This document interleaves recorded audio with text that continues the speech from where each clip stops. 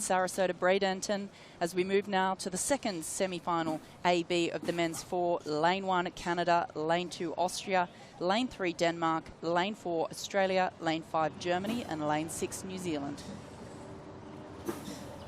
So we'll have the lane introduction. There's the Canadian crew, David de Groot, the 23-year-old, sat in the stroke seat. Behind him, the Rio Olympian Kai Lagerfeld, the 30-year-old. Canada not having the greatest regatta. I'm really excited to watch these guys. Ferdy Querfeld, of course, does his studying at University of Cal Berkeley, under-23 world champion in 2016 with his brother. They got a bronze medal this year in the under-23s. Then the Danes, really the revelation, I think, one of the revelations of this regatta, Joachim Sutton in the stroke seat. Well, we've just got out of picture, but such form they showed here, really not like the Lucerne regatta. These guys, probably my favourites to take gold in this regatta ahead of the British. Alex Hill, the South Australian 24-year-old in the stroke seat. Young Germans, Paul Gebauer, that's him on the left of your picture with that sort of fairly serious look on his face, the 21-year-old from the Potsdam Germania Club. Kiwis out in lane 6, Anthony Allen, closest to you, just 24 years of age, the New Zealand rower from Waikato. And if you don't know where Waikato is right in the centre of the North Island of New Zealand, near to the rowing centre where the New Zealand trains. There's Alex Hill. There is the German strokeman Paul Gebauer, just 21 years of age. And this Christian Witt coach crew have really been a bit of a revelation this season, really put some great races together, took that bronze medal in Poznan. And German fours haven't always been the fastest. This one shows a lot of potential. And away here in the second semi-final of the men's 4. Pretty patient start there from the favourites, the Australians in the centre of the course, but a really aggressive start off to their right-hand side from the Danish, I think, over in lane 3. The Danes have been a revelation, you know, because in Lucerne you'd never have picked it. They came 9th back in that regatta and then had a fantastic result by the Italians, really pushed them in the opening heats. We see this very young German crew, they're all 20 or 21 years old.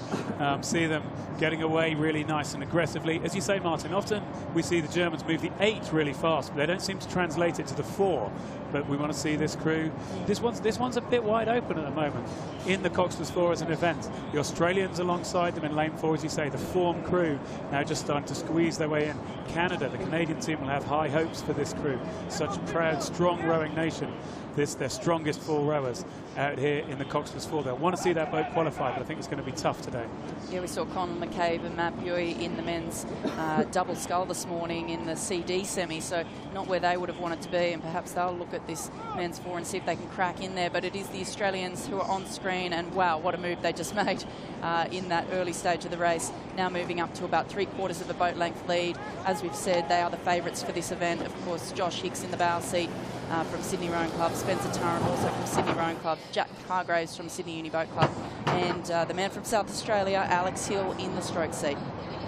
Yeah, pretty similar time to the Netherlands, 1:27.23 that the Netherlands went through. So they're flying in the Australian 4, but perhaps not quite the pace we would expect from them. Stunning pace in the first quarter. I think it's the second quarter we're really going to try and see them open up. They are a front-end crew, aren't they, these Ian Wright coached Australians? Absolutely, and we've been watching these guys do a bit of paddling, and something that's really creeping in the Australian crews during paddling is that very distinctive pause at the finish.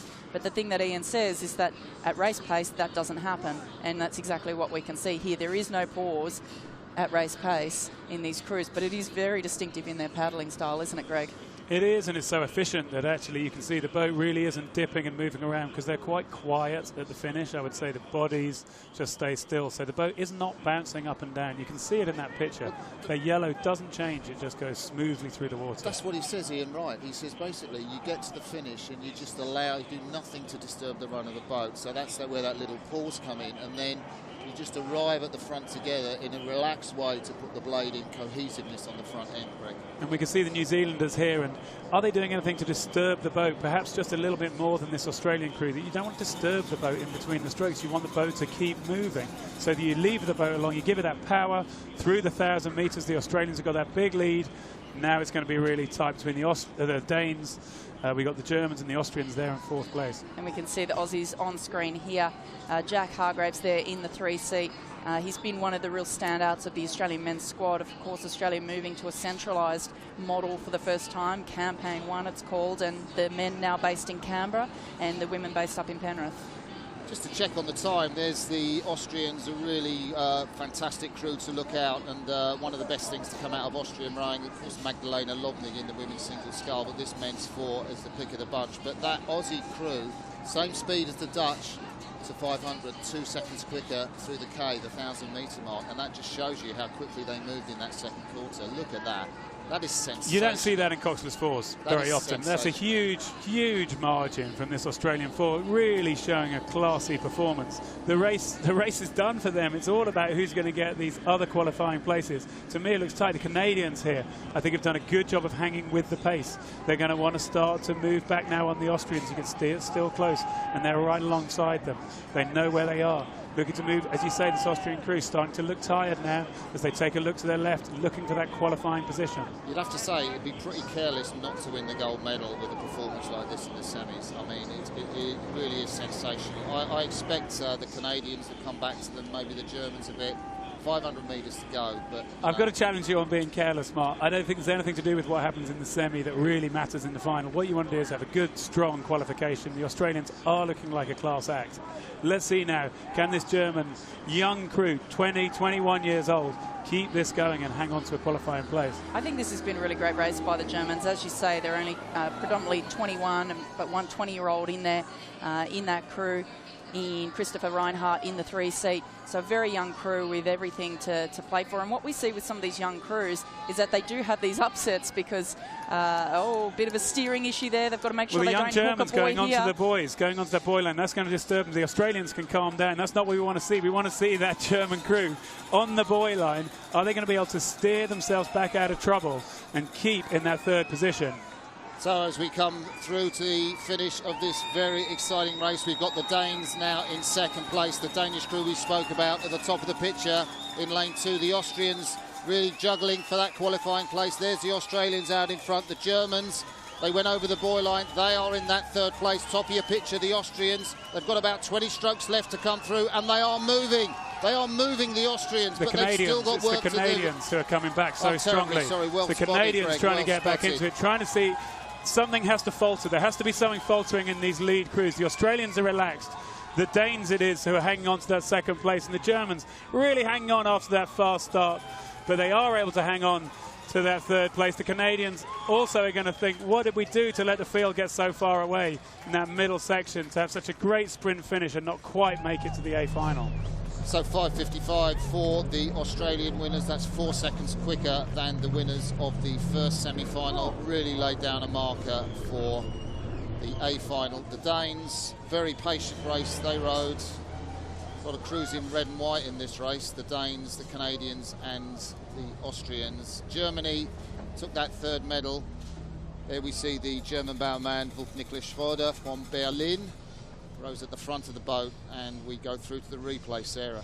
Yeah, we can see the Australians are off the line there, and you can see the power, and look at them holding their breaths as they punch away from the line. We can see the Canadians there, heartbreaking for them to just miss out. They left their run just a little too late, but man, they were coming back like a steam train. Couldn't quite get there. The Austrians here, they were trying as well to get themselves in. Just missing out heartbreakingly as well. But a great race here from the Germans. We saw they had a little shaky steering coming into the last quarter of the race. That was great to see the shot from the drone. It's really what that camera gives you. Wow, look at that. That is an amazing wildlife on this lake. The gulls, we're very close to the sea here, just 5 miles away. And that is a fantastic shot. Of course, you've got alligators in the lake. We've seen shots of them, but this is a very safe lake to swim in. The World Triathlon Championships are here. A lot of the locals swim here too. There's confirmation, Australia, 5:55, clear of Denmark, well clear, and the